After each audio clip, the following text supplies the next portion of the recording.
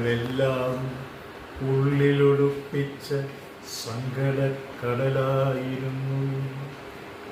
ആരും വരാഞ്ഞിട്ടും ആരെയോ തേടിയ കടവാണു ഞാൻ. പാവസങ്കട കടലാണു ഞാൻ.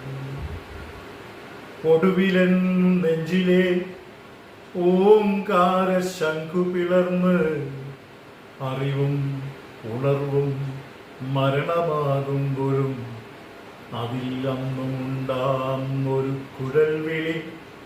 ജലാഗ്നിയാൽ നീ പകരുന്ന കനൽ വിളി.